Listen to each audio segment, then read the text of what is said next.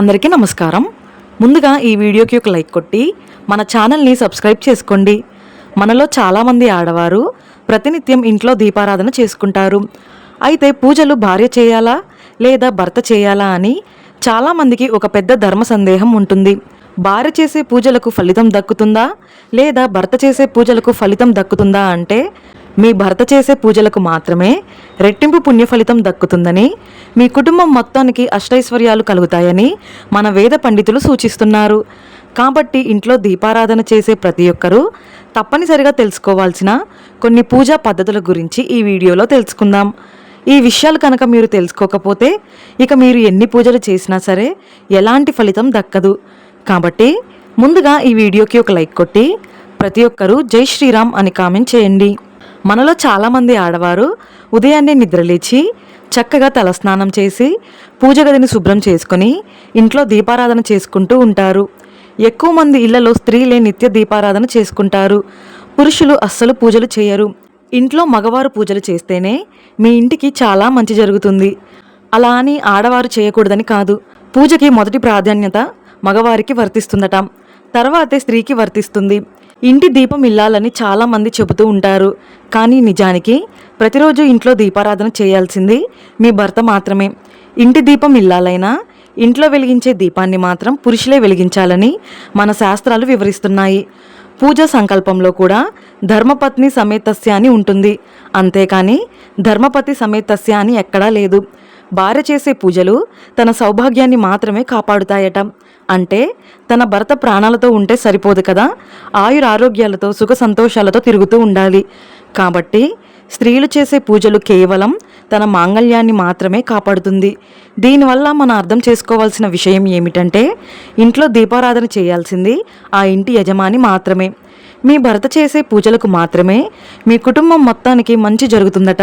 కానీ భార్యలు చేసే పూజలకు మాత్రం ఆ ఫలితం మీ ఇంట్లో అందరికీ దక్కదు. ఎందుకంటే ఆడవాళ్ళు చేసే వ్రతాలు, నోములు ఇలా ఏ పూజ చేసినా సరే ఆ పూజా ఫలితం మొత్తం తనకు అలాగే తన భర్తకు మాత్రమే దక్కుతుందట. కానీ మగవాళ్ళు చేసే పూజలకు మాత్రం ఇంట్లో ఉన్న ప్రతి ఒక్కరికి పుణ్యం లభిస్తుంది. మీ ఇంట్లో పిల్లలకు, అత్తామామలకు, తల్లిదండ్రులకు ఇలా ఎవరికైనా సరే పూజా ఫలితం ఉంటుంది. కాబట్టి మగవాళ్ళు చేసే పూజలకు అలాగే యజ్ఞాలకు కుటుంబం మొత్తానికి అదృష్టం, ఐశ్వర్యం కలిసి వస్తుంది. మరి ఇంట్లో మగవారు దీపారాధన చేయాలంటే స్త్రీలు ఏం చేయాలో తెలుసుకుందాం. పూజలో వెలిగించే దీపానికి చాలా శక్తి ఉంటుంది.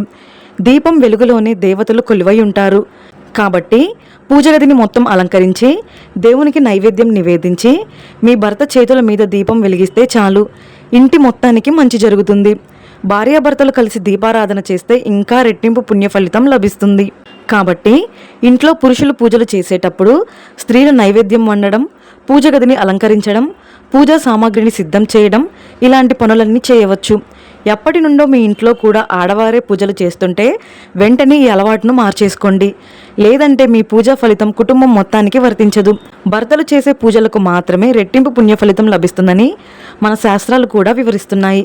కాబట్టి వీలైనంత ఎక్కువగా ఇంట్లో పూజలు చేసేటప్పుడు మీ భర్త చేత పూజ చేయించండి. అయితే ప్రస్తుతం ఉన్న బిజీ లైఫ్లో పురుషులు పూజలు చేయాలంటే అస్సలు కుదరదు. ఇక తప్పని పరిస్థితుల్లో మీ భర్త అందుబాటులో లేకపోతే అలాంటప్పుడు స్త్రీలు దీపారాధన చేయవచ్చు. అయితే స్త్రీలు దీపారాధన చేసేటప్పుడు ఖచ్చితంగా కొన్ని నియమాలు పాటించాలి. దీపారాధన ఒక యజ్ఞంతో సమానం. కాబట్టి ఇంట్లో దీపారాధన చేసేటప్పుడు మీ భర్త ఏ కారణం చేతైనా అందుబాటులో లేకపోతే పూజ చేసే స్త్రీలు మీ భర్త తరపున మీ భర్త యొక్క కండువాను భుజం పైన వేసుకుని ఇంట్లో దీపారాధన చేయాలి. స్త్రీలు ఇలా దీపారాధన చేస్తే మీ పూజలకు సంపూర్ణ పుణ్య ఫలితం లభిస్తుంది.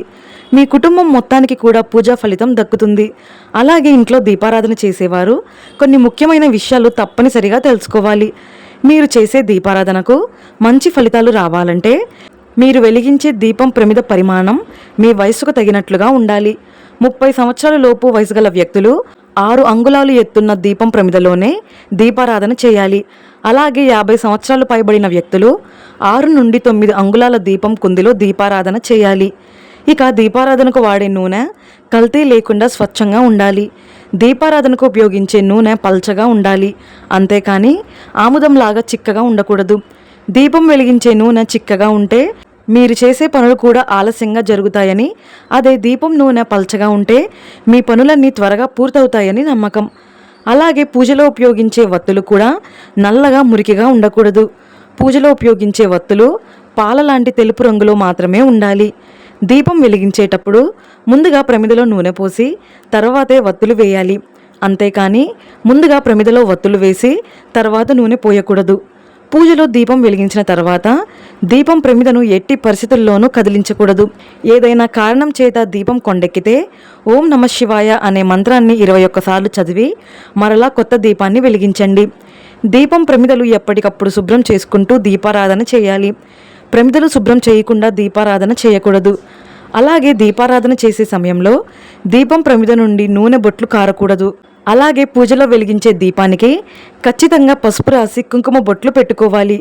అప్పుడే మీ పూజకు సంపూర్ణ ఫలితం దక్కుతుంది. అయితే మధ్యాహ్న సమయంలో మాత్రం పొరపాటున కూడా దీపారాధన చేయకూడదు.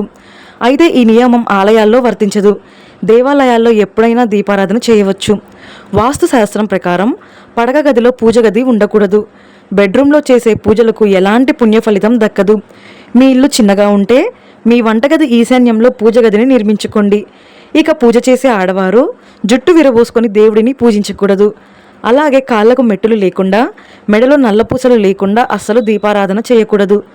పూజ చేసే ఆడవారు కాళ్లకు పసుపు రాసుకొని మెడలో నల్లపూసలు ధరించి పాపిట్లో కుంకుమ బొట్టు పెట్టుకొని దేవుడిని పూజించాలి. ఇక ఇంట్లో దీపారాధన చేసేటప్పుడు ఖచ్చితంగా దైవ మంత్రాలు జపించాలి. దేవుని మంత్రాలు చదువుతూ దేవుడిని పూజిస్తే ఆ పూజకు కొన్ని వేల రెట్ల పుణ్య ఫలితం లభిస్తుంది. మీకు ఎలాంటి దైవ మంత్రాలు రాకపోయినా దేవుడిని మనసులో స్మరించుకుంటూ భక్తితో పూజ చేసుకోండి. మీ పూజలన్నీ నేరుగా దేవునికి చేరుతాయి. ఇక ఇంట్లో వ్రతాలు చేసేటప్పుడు దేవునికి సమర్పించే నైవేద్యం వేడిగా ఉండకూడదు. మనలో చాలామంది ఆడవారు ఇంట్లో ఏదైనా వ్రతం చేసేటప్పుడు వేడివేడి పొంగలి తయారు చేసి దేవునికి నివేదిస్తారు. కానీ అలా అస్సలు చేయకూడదు. గోరువెచ్చని నైవేద్యాన్ని మాత్రమే దేవునికి నివేదించాలి. ఇక ప్రతి ఒక్కరి పూజ గదిలో తప్పనిసరిగా స్వస్తిక్ గుర్తు ఉండాలి. కాబట్టి మీ పూజ గది గోడలపైన పసుపుతో స్వస్తిక్ గుర్తు వేసుకోండి. అదేవిధంగా ప్రతి ఒక్కరి పూజ గదిలో పసుపు కుంకుమలు మరియు అక్షింతలు ఉండాలి. మనం పూజలో ఉపయోగించే పుష్పాలు పొరపాటున కింద పడితే వాటిని పూజకు అస్సలు ఉపయోగించకూడదు. అలాగే వాసన చూసిన పూలను కూడా పూజలో ఉపయోగించకూడదు. అలాగే దీపం పెట్టే దిశ కూడా చాలా ముఖ్యమైనది. నువ్వుల నూనెతో దీపారాధన చేసేవారు దేవునికి ఎడమ వైపున దీపం వెలిగించాలి. అలాగే ఆవు నెయ్యితో దీపారాధన చేసేవారు దేవునికి కుడివైపున దీపం వెలిగించాలి. అలాగే శివుడిని పూజించేటప్పుడు శివుని చిత్రపటానికి ఎడమ వైపున దీపం వెలిగించాలి. అలాగే మహావిష్ణువుని పూజించేటప్పుడు మహావిష్ణువుకు కుడివైపున దీపం వెలిగించాలి. అదేవిధంగా అమ్మవారిని పూజించేటప్పుడు అమ్మవారికి ఎదురుగా దీపం వెలిగించాలి. అలాగే శనివారం పూజ చేసేవారు మీ పూజ గదిలో ఉన్న వెంకటేశ్వర స్వామి ఫోటో ముందు పిండి దీపాలు వెలిగిస్తే ఆ వెంకన్న అనుగ్రహం తక్షణమే లభిస్తుంది.